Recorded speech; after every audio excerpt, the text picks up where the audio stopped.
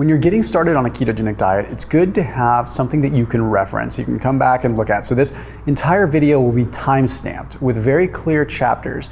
So you can either watch the whole thing right now, or you can save and bookmark this video and come back to little chapters that apply for given points when you're on your ketogenic journey. Okay, so I wanted to do this video as an updated 2023 version because so much has changed in the world of ketogenic research, and it's good to have a refresher to understand how to do it properly. So let's first jump in with what a ketogenic diet is, if you're brand new to this or if you just need a refresher on it. Okay, a ketogenic diet is a fasting mimicking diet. Okay, what that means is we are reaping the benefits of a fast, but by having food in our system still.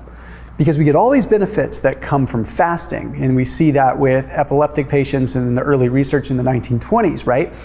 But we can't expect people to fast forever. So researchers found that, okay, if we just deprive the body of glucose, we can actually have these same benefits. So what the ketogenic diet is not, it's not just copious amounts of garbage meat and cheese. It's a very well-crafted diet with moderate amounts of protein, relatively high amounts of fat, low amounts of carbohydrates, and moderate to high amounts of vegetables. And now we're even seeing small amounts of fruit in there. So we're gonna go ahead and break it all down. Now, from a survival and sort of evolutionary standpoint, the reason the ketogenic diet works is because your blood glucose, your blood sugar, never goes down to zero. Okay, it's a common misconception that when you do keto and you don't eat carbs, you're gonna go hypoglycemic, and that's not the case. So what actually happens is being in a ketogenic state, as it's called, means that your liver is producing a different nutrient. It's producing ketones, and your liver is producing ketones because you are not consuming carbohydrates. So what happens is the brain needs glucose. So the brain starts sucking up a lot of the carbohydrates that are naturally floating through your bloodstream, even if you're not eating carbs. And what this would mean is that your muscles would starve, right? Well, the body doesn't want your muscles to starve. So in an effort to provide the brain with adequate amounts of carbohydrates and glucose, the body produces ketones. So the liver produces these ketones and they fuel your body and to a certain extent fuel your brain, but the primary sort of evolutionary reason behind a ketogenic state is to actually allow the brain to soak up the glucose so that our body doesn't have to. Before we get into the how-to portion, we have to look at sustainability. And fortunately now we have new data from 2022 from larger scale meta-analysis that show us, like, is the ketogenic diet sustainable? And the short answer is yes. And is it safe? And the short answer is yes. And a lot of even the opponents of the ketogenic diet have now turned a page and said, you know what, yeah, it does work equally and sometimes even better than other diets. There was a 2022 study published in Nutrient Reviews that found in the first year of a ketogenic diet, there were improvements in HDL cholesterol levels, there were improvements in triglyceride levels, improvements in fasting glucose and fasting insulin levels, and various other improvements upon lipid markers and glycemic markers all the way up until 12 months. After 12 months, it was no better than other diets, but it wasn't worse or wasn't unsafe. So the point is that you have all these amazing things that happen inside of the first year, and after the first year you can decide, hey, if I like this, I want to keep going with it, and if not, whatever, move on to something else, that's fine, you got a good year out of it. Then there was a study that was published in Diabetologia in 2022 that was a meta-analysis looking at over 20 papers, okay? And it determined that with all of this data compiled, that the ketogenic diet is a very viable dietary solution for metabolic syndrome. So for metabolic dysfunction, for mitochondrial issues, for potentially diabetes and things like insulin resistance. And the study said, and I paraphrase, quote, the ketogenic diet is a safe diet and provides promising approaches for metabolic syndrome, even if optimal carb proportion must be explored. What this means is two really cool things. It means, hey, actually we're seeing, like, they're recognizing that it is a safe and effective diet for metabolic syndrome, and it actually works really well, even if carbohydrate proportions need to be explored. What that means is that depending on activity level, we can actually ebb and flow how many carbohydrates we have. Before it was kind of set in stone, be like, don't have more than 20. Well, things have evolved, and I've evolved. Like, I have sometimes 50, sometimes 60 grams of carbohydrates when I'm in a ketogenic state, depending on how much I'm exercising. We'll talk about that as we go. So let's go ahead and move right in to the fun stuff. So what ketosis is not. It's not junk food. It's not processed cheese. It's not all the hyperpalatable stuff that's out there these days.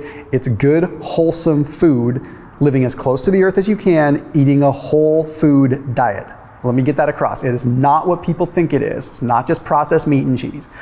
It's also not diabetic ketoacidosis. That is not going to happen unless you are a type 1 diabetic. Ketoacidosis comes from when you do not produce insulin and ketone bodies get too high. This is not going to happen if you are a normal functioning human that produces insulin. If you are a type 1 diabetic, perhaps you need to investigate further. It is also not bad for the kidneys, even if the protein levels are higher, which they are on the ketogenic diet now compared to what we looked at 5 or 6 years ago.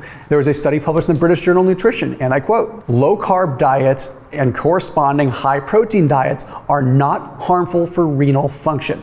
Okay, what this is saying is based upon the randomized control meta-analysis looking at multiple papers, no issue with the kidneys by going on a low-carb diet or corresponding high-protein diets that go with a low-carb diet. So don't be freaking out there. It's not the end of the world. What should your macronutrient ratios look like now? Okay, we used to say more like lowish protein, like 20% protein.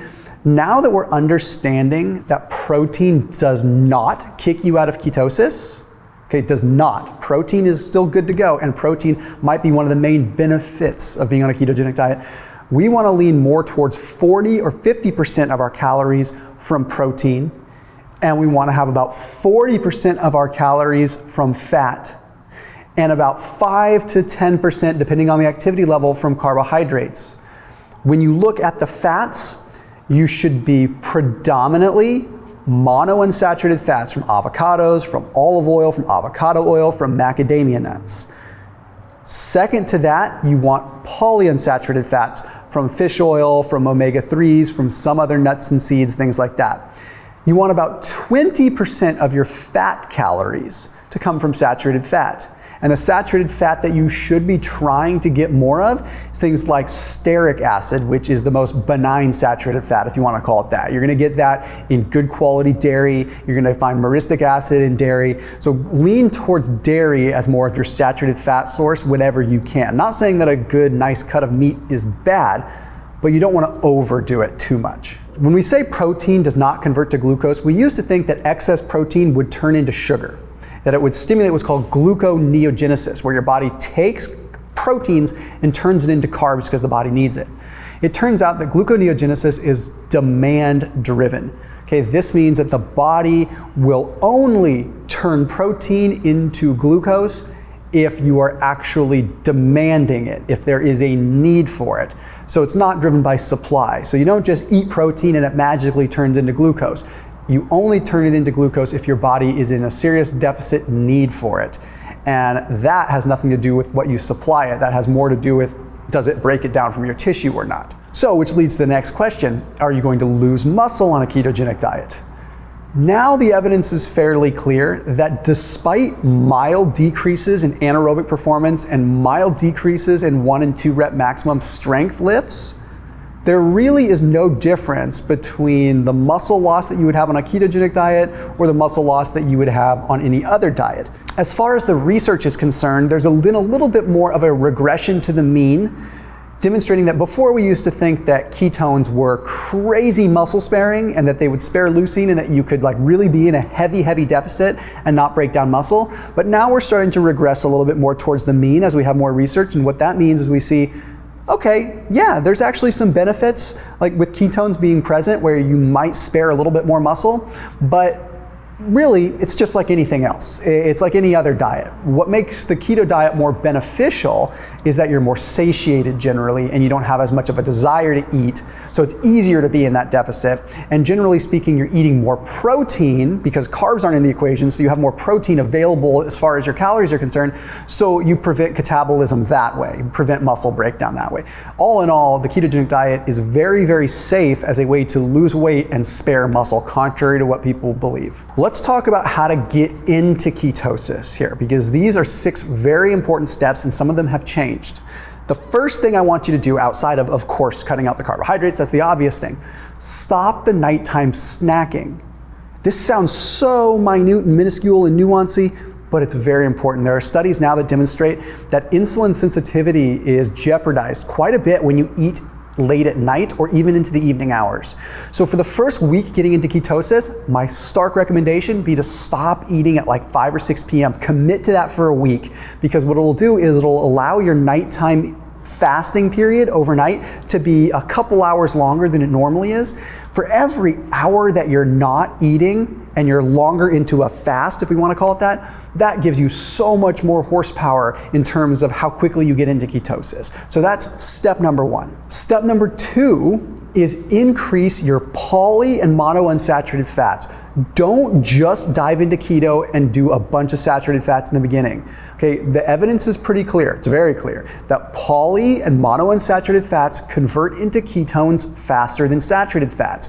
Saturated fats take a long time to break down because they're saturated and there's lots of carbon chains that are bound together. So they have to be cleaved off, and that takes a while.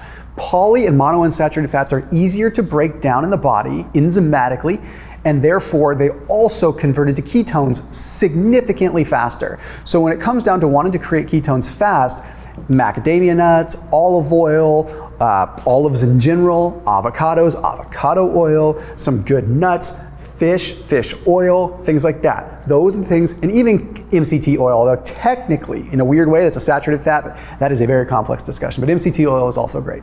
Number 3, I would recommend you do 3 days of glycogen depletion style workouts. That sounds monumentally scary. No, all that means is go to the gym, do resistance training, and train a little bit of every body part. Do 2 to 3 sets of every body part. What this is going to do, it should only be like a 30 to 50 minute workout. You just want to train your whole body with resistance training, because that's going to suck up all the glycogen as much as you possibly can for those 3 days.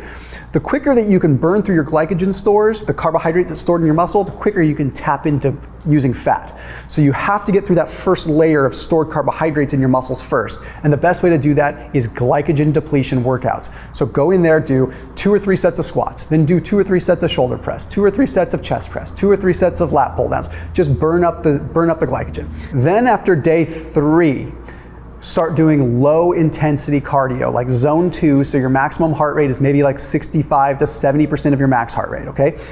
That is going to, once the carbohydrates are depleted, aerobic activity and cardio mobilizes fat. Mobilizing fat is always a good thing, but if you're not glycogen depleted, the mobilization of fat is just going to go through beta oxidation. It's not going to go through actually going through the liver and converting into ketones. So deplete carbohydrates first with those workouts, then move into 2 or 3 days of easy cardio for 30 to 45 minutes, and you'll find you start producing ketones pretty quick. The next very important thing is during these first 5 or 6 days, increase your electrolytes. Importantly, your salt. If you're experiencing keto flu, it is generally an electrolyte imbalance, and it's because your body is losing electrolytes, because as your insulin levels get lower doing keto, you lose electrolytes. This has been known for a long time, but it's very important if you want to combat the keto flu, you keep the electrolytes high, but you also understand that this is a natural transition of your mitochondria and your cells adapting to a new fuel source. The next one that wasn't talked about as much, that's now been fairly new in the last year or so, is the importance of stabilizing the microbiome early on. When you look at the data, you see that the microbiome shifts on the ketogenic diet are disadvantaged, like they're not exactly advantageous. They're not good for the first few months. And that's because you have a radical shift to the gut microbiome. And then after 4 or 5 months, then the microbiome actually becomes more diverse and better than it oftentimes was before, especially on a standard American diet. This is because the gut biome takes time to readjust and recalibrate, especially when all of a sudden you're reducing the starches that would normally feed the microbiome. So I firmly believe that towards the beginning, it's exceptionally important to increase fiber, because the fiber is going to feed the microbiome. And I think it's also important to add a good quality probiotic in. This is a very important piece, especially during the first few months as your body's adapting to entirely new subsets of food and fuel. Okay, I put a link for the one that I recommend. It's called Seed. Very, very cool technology, and they do a lot of stuff for the low carb community. It's not a specific low carb Synbiotic, It's used throughout all different diet types, but it's the one that I use and the only one that I would really recommend because most of them are pretty snake oily and pretty weird, honestly. So they do a lot of the research themselves. They put the money where their mouth is. They're really legit, and the technology is absolutely wicked cool. It has a capsule inside of a capsule, so cool technology, so you're getting proper delivery of the probiotic, and also has a prebiotic. That's why it's called a Synbiotic. So the link down below will save you 15% off if you want to try them out, which I highly recommend no matter what kind of diet you're doing, but especially if you're doing keto, you try them out. It is definitely something that can help you adapt a little bit faster. And even if you don't feel it initially, it's going to help that transition into that ketogenic state a little bit better as far as your gut and overall microbiome is concerned. So that link down below, using code Thomas15 for 15% off. An additional hot tip that might help you through this whole process too is the more that you can just sip on some bone broth throughout this first 5, 6, 7 day period, the better off you might be too. You're changing things in your gut, that's gonna help you out with some extra collagen and some gelatin, but it also just keeps you satiated. The next thing you have to learn is that insulin sensitivity in the beginning is your friend. Now, what I mean by that is you wanna do whatever you can to help improve insulin sensitivity so that the carbohydrates that you do potentially consume, like even little remnants, get soaked up into the muscle really quick and don't float around in the bloodstream inhibiting ketone formation. If you have lots of glucose in the blood, you're gonna stop ketones. So ketones form when glucose is lower and stable and when the body has no choice but to produce ketones. So if you're insulin resistant and your cells aren't soaking up glucose, that glucose is staying in the bloodstream, standing in the way of the liver producing ketones.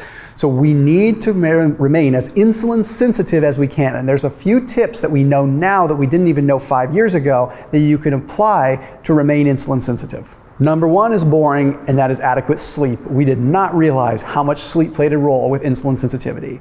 Stop eating when it's dark out so that you can sleep better. Studies are suggesting that the more you eat with your circadian cues and daylight rhythms, the better. That's an easy one. Number two is green tea. Green tea is a very potent insulin sensitivity stimulator. Okay, it does this through GLUT4 translocation, helps GLUT4 come to the surface. So overall, a very good thing. EGCG as well as the antioxidants are very powerful for that. So soak up that green tea as much as you can. Adding cinnamon to whatever meals you can during this first week especially. Cinnamon is an insulin mimicker. So it helps glucose get into the cell, again, lowering those glucose levels so you can produce ketones. Apple cider vinegar is very interesting. Okay, apple cider vinegar slows down the digestion of starches. So let's say you ate a bunch of veggies and you were concerned, oh my gosh, there's a few carbs in these veggies. Apple cider vinegar used as like a dressing or even a couple tablespoons or a shot with a glass of it, whatever, that is going to slow down the breakdown of disaccharides into monosaccharides. It affects our enzymes so we don't digest those carbs as fast, so they don't skyrocket our blood sugar as fast. Very big tip there. And a very simple one is move your body as much as you possibly can. It is called insulin-independent glucose uptake. The more you move your muscles, flexing, anything like that, walking, moving full range, that soaks more glucose up into the muscles more than any other diet tip or hack or anything I'd throw at you. Move the body, soaks the glucose up into the cells, and you can produce ketones better. How do you know you are burning fat? How do you know you're producing ketones without testing? The telltale way is you're satiated. You feel not that hungry. And ketones do that. Ketones can blunt ghrelin levels. They can reduce hunger. But also, you just feel satiated. You're not having the whole satiation obscured by glucose spikes and falls, right? So that's a very important piece. That's number one. Secondly, you notice an improvement in your aerobic performance. You notice that when you're exercising, hey, like, I'm not gasping for air as much when I'm doing mild aerobic activity. I kind of feel like I could do my cardio longer. That's a very subjective but important thing to know that you're utilizing fat better. You also start noticing a radical shift in your focus. So when you first start keto, you get kind of foggy because your body's like grasping for glucose, but it's not quite producing ketones yet. So you're like, yeah, what the heck? But then all of a sudden, the brain starts utilizing ketones at the same time as glucose, and you're like laser focused and you feel it. Okay, so that is a very, very big one. And then the last one's kind of funny. You start noticing like sort of a fruity taste in your breath. That is called ketone breath, and it goes away, but it's a very clear indicator that you're now producing ketones, which leads me into the next thing. How do you test your ketones? Because a lot of the stuff out there, the ketone strips are great. Those are the ones you pee on. Okay, those measure what is called acetoacetate. The problem with measuring with urine strips is that it's highly flawed in terms of how much they measure. And when you urinate, you're only measuring excess ketones. You're not measuring your actual amount. You're only measuring the excess amount of ketones that are coming out through your urine. So that doesn't tell you an accurate picture of what you're producing. It only tells you what you're excreting. So in the beginning, when your body is ruthlessly terrible at producing ketones, it just produces a bunch because it thinks it needs to, you're going to register this super high amount. Okay, but that's not indicative of what you're actually utilizing. And then a lot of people find after a few weeks, they're not registering on the ketone strips anymore. Well, that's because you're no longer producing excess ketones, you're producing just the amount you need, so they're not showing up in the urine. So people freak out, they start doing all this restrictive stuff, and reality is you're just testing via the wrong method. I recommend testing via blood or testing via breath. And if you're going to test via blood, use something like a Keto Mojo meter that tests beta hydroxybutyrate in the blood. And if you're going to use a breath meter, I recommend that you use the BioSense because it measures fractionated breath, which measures fractionated acetone in the breath, which is a complicated discussion, but that's the only breath meter I would recommend. Otherwise, acetone is a flawed measurement as well. And you want to have your ketone levels generally above 0.5 millimole. People are going to tell you that higher ketones is better. The research now suggests that we do not chase ketones, we chase results. Okay, if you are producing a half a millimole of ketones, that means you're still producing ketones and your body is utilizing what it needs and you don't have copious extra amounts. That's fine. The higher the ketone levels sometimes does equate to better cognitive performance, but that's not the goal generally with weight loss. Okay, the other thing that we didn't talk about in previous videos that is now a thing today, measure your glucose. Monitor your glucose. Wear a continuous glucose monitor. Measure your glucose. Don't just measure your ketones. It's called the glucose ketone index, and that's the ratio of your glucose to ketones. So the higher your ketones, in theory, the better, right? Not necessarily needs to be that way, but if you have ketones at like 2 millimole, but your glucose is also high, that means you have a poor glucose to ketone ratio. Okay, but if your glucose is relatively low, like 80, 90, and your ketones are high, that's a good glucose ketone index or ratio. So you always want to look at that. So measure your glucose too, and if you had to choose one, I'd almost recommend you choose your glucose over your ketones, believe it or not. Fat adaptation. The first 3 or 4 weeks, you can expect a decrease in performance. Okay, if you work out, you might expect a little decrease in your physical performance because what happens is the mitochondria and our cells, they need to get used to utilizing ketones. Now, ketones take a different bus into the cell than glucose does. And it's like supply and demand. It's like if all of a sudden we need a bunch of different transporters to carry ketones in, we got to build those transporters first. We can't just magically have them. So it takes time for the body to develop that transportation system. And once that transportation system is activated, then you start reaching what's called fat adaptation. And that takes in process like a couple of months to really rev up and really like 4, 5, 6 months to really reach its peak. Okay, so you'll continue to get better and better and better and better at things with keto for like 6 months. And then after that, you kind of plateau and you just enjoy it, right? Then you're adapted. It's called fat adaptation. So remember that with great power comes great responsibility. And you might have to deal with a little bit of sluggishness for a tiny bit to achieve the amazing benefit, okay? Let's talk best time to exercise to get a benefit. There's some recent research now coming out on what are called exerkines or exerkines, potato. Exerkines are molecules that are secreted by our muscles when we exercise. And there's a number of them. There's hundreds, but dozens that we really look at in research right now. And these exerkines are telling us that we get different benefits from exercise at different times. And flash forward to overall like what we need with keto. The evidence suggests that training in the morning in a ketogenic state is going to allow for more beneficial ketone formation and better glycemic response. What that means is training in the morning, specifically with keto, really works well. You'll produce more ketones and you'll modulate glucose better. You can work out whenever you want though. Just move. I don't want to get too nuancy and broken up in it, but if you want to produce more ketones, the morning is the best time for someone on a ketogenic diet. What are the best proteins to eat? Now, a lot of this has changed because we used to say just eat the fattiest cuts of meat that you possibly can, but the more that we realize with this, what we call regression to the mean, the ketogenic diet, we realize that although the human body is what's called an open thermodynamic system, meaning we still look at physics and math with thermodynamics, but we also understand that as an open thermodynamic system, our body has a lot of variance day to day with how many calories we actually need, so much to the point that it's very, very, very difficult to measure. However, thermodynamics do still apply. So what we're finding is that, okay, if someone is doing a ketogenic diet and they're only eating fatty cuts of meat and they're ending up at 4,000 calories per day and they're gaining weight and don't know why, it's tough because maybe they're getting too many calories from their meat and they don't realize it. Now, there's nuance here, of course, with the Randall cycle and all kinds of different things. That's complex, but I say that as a disclaimer because that could be misconstrued, right? Point is that I recommend going from lean to moderate fat cuts of meat. Okay, so chicken, maybe some leaner steaks, some leaner fillets, maybe some New Yorks that don't have copious amounts of fat.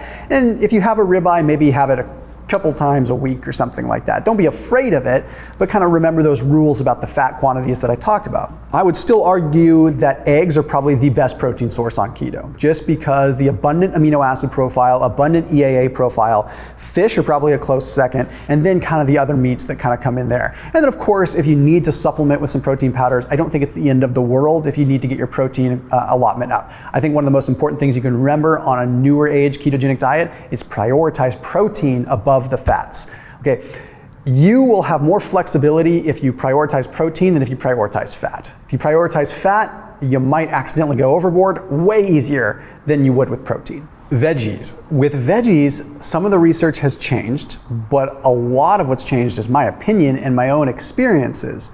I'm gonna go ahead and say if it's leafy, if it's green, if it's cruciferous, and especially if it's fibrous, eat as much of it as you want. Okay, first of all, I highly doubt that you're gonna end up with like 40 grams of net carbs from vegetables.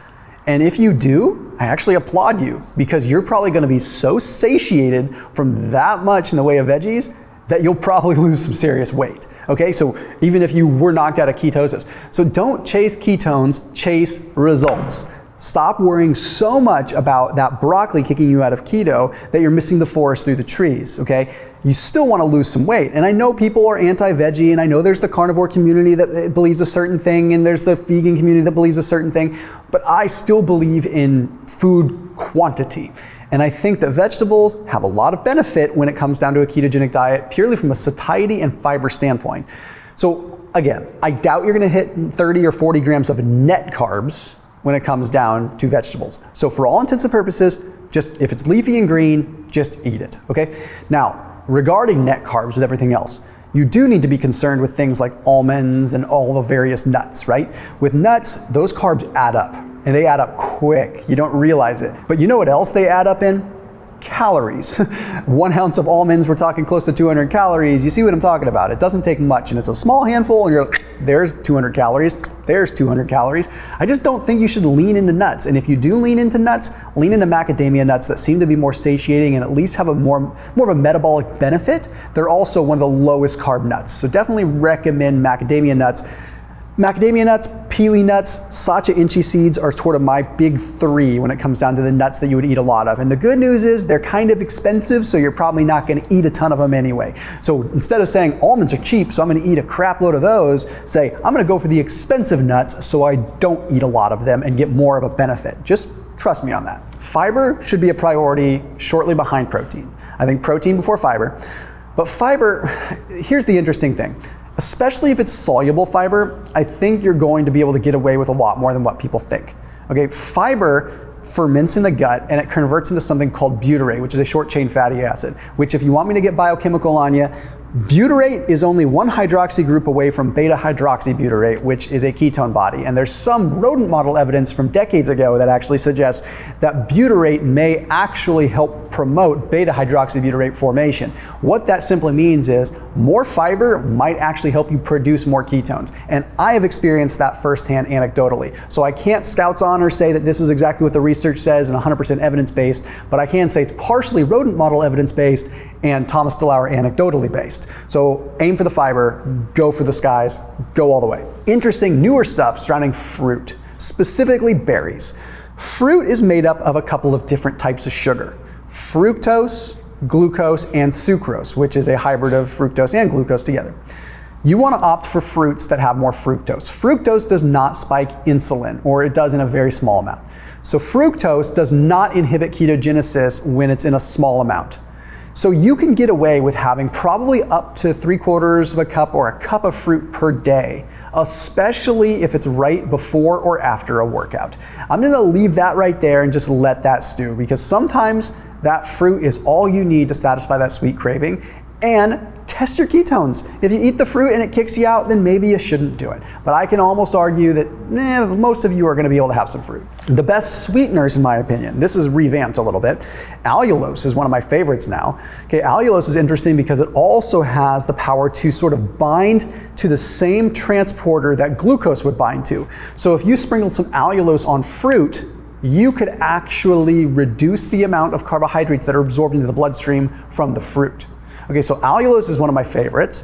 Next up is going to be monk fruit. Shortly after that is going to be stevia. Then kind of bottom of the barrel, I like it, but it just barely makes the cut, is erythritol. Erythritol is still a sugar alcohol. I still think that it's not the best thing if you're gonna have a ton of it, but I think little bits here and there for baking and stuff like that, totally fine. What drinks can you load up on?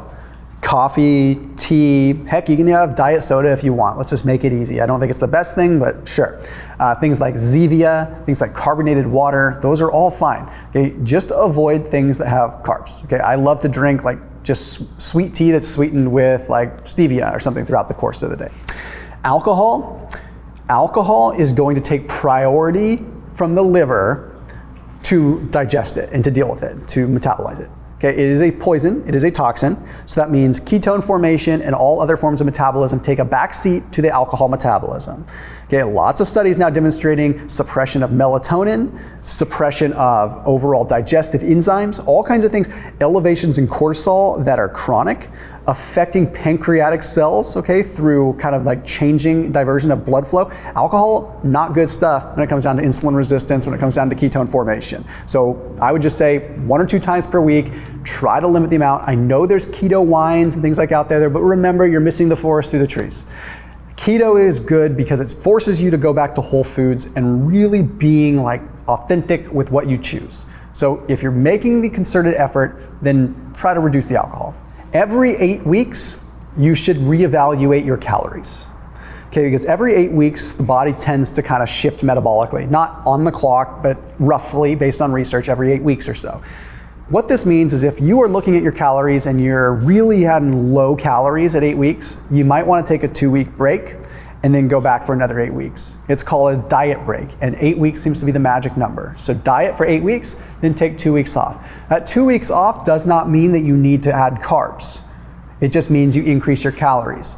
You're not magically losing weight because ketones are magical. You're losing weight because of thermodynamic effects, but also just because of various different open thermodynamic systems, the Randall cycle, and a number of other things that come into play with the ketogenic diet. Take a break now and then, especially every 8 weeks. It's a perfect time to reset and recalibrate. Supplements that I think are critical now for the ketogenic diet. One person or 2 people or 1 million people might say, if you need supplements, it's not a wholesome diet. And I do kind of agree with that. However, on a ketogenic diet, I think there's room for optimization through proper supplementation. It's not about filling a gap, so to speak. However, I challenge you to really get enough magnesium in your diet these days, really, because it's so depleted. So number one, I would recommend about 400 to 500 milligrams of good quality magnesium. I recommend magnesium, dimagnesium malate, so a form of magnesium malate that's more sustained release. Definitely recommend that. That's, I think, a given for anybody. Electrolytes, just because, again, insulin levels are lower, you're losing more minerals. So I would recommend like 1,000 to 2,000 milligrams of sodium per day through electrolytes, especially if you're exercising and sweating. I used to recommend vitamin D, but I'm not as big of a fan of synthetic vitamin D now that I look at the research. I see that synthetic vitamin D depletes retinol, bioavailable retinol A. So now I've shifted more towards cod liver oil. I feel like cod liver oil gets us our vitamin D, it gets us our vitamin A, it has pro-resolving mediators in it, and there's a lot of benefits as far as brain and heart and overall just general health with cod liver oil. So I usually recommend about 1,000 to 1,500 milligrams per day of cod liver oil, more if you're not eating seafood and getting enough omega-3s in. I recommend about 2.5 to 5 grams of creatine per day for nootropic brain effects and for training effects. You don't have to do this, but if you're working out, the creatine will help you retain some of the intracellular water that you lose on a ketogenic diet. Then of course a probiotic like I mentioned, and you can phase this in and out. I like to add probiotics in, let the body adjust a little bit, then bring them back, let the body adjust, cycle them in and out so the body is always guessing a little bit. Or if you're someone that likes to stay on them, you can totally do that too. Let's pause for a second. Let's say you're watching this video because you needed a refresher and you realize now you're gaining weight on keto and you don't know what's going on, or you stopped losing. A couple of very simple things. The number one thing, and that's a literal number one for me, is that I see like so many people, hundreds, if not thousands of people that I've talked to, if they actually stack their calories and they count them, they're eating way too much fat. Because fat burns fat. No, fat just equates to whatever thermodynamics we need, and like if we have more of it, fat stores just as easy, if not easier, than carbs. So like if you're in a surplus with extra fat, you're gonna store fat. So the easiest lever to pull is reducing the fats. Remember, if you weighed 200 pounds and now you weigh 150 pounds and you're still eating the way that you were eating at 200 pounds, even if it's keto, you're gonna start gaining again because your basal metabolic rate is changing because you're getting smaller and fat will still store. That is a very common misconception that fat only burns fat. No, fat will still store if you're above your needs. So reduce fat a little bit as the first step if you're gaining. Check your sleep. This is a big one. If your sleep is going south on keto, you need to take a break from keto. Sleep is the most powerful, performance enhancing, and body composition improving drug you could ever imagine. I will leave it there. Prioritize sleep above everything else. The next one is you've passed your carb threshold. That's simple. Easy one to look at, okay? You're eating a tad too many carbs and you're not quite producing ketones. You're in this gray area where you just feel like garbage. And that kind of coincides with the next one, which is just you're stressed out. Stress and keto don't mix. Keto is an oxidative stressor. If you are stressed out on top of it, that is too much and you're pushing yourself beyond that hormetic curve. And this last one, which is really stuff that's come out over the last year, glucose tolerance. When you do keto for extended periods of time, you will become what is called glucose intolerant. Just like you developed the ability to get transporters to soak ketones and fat into the cell, well, if you don't use the transporters for glucose and carbs now and then, you'll lose those, and then you have to rebuild them up. So what I recommend you do is every couple of months, take a few days to train or exercise with some carbohydrates before your workout. What this is going to do is it's going to allow the cells to remain and just continue to know how to use glucose. Because you don't want to be glucose intolerant and then accidentally go have a bunch of carbohydrates and have this crazy high blood sugar spike that makes you feel like garbage for 3 days, right? That can happen if you're glucose intolerant. So what you want to do is you want to lean into, okay, I'm going to feed myself 30 or 40 grams of good healthy carbohydrates, maybe some honey, maybe something like that, and then go work out. It's going to make sure that you keep those shuttle buses in storage, you keep them there ready to go, and don't send them to the junkyard just yet, right? You want to keep them ready just in case you have carbs. That is a very important rule to maintain glucose tolerance. So I hope that you've learned something out of this video. I hope you get a chance to apply some of these things and that you've reevaluated how you do keto. As always, keep it locked in here on my channel. I'll see you tomorrow.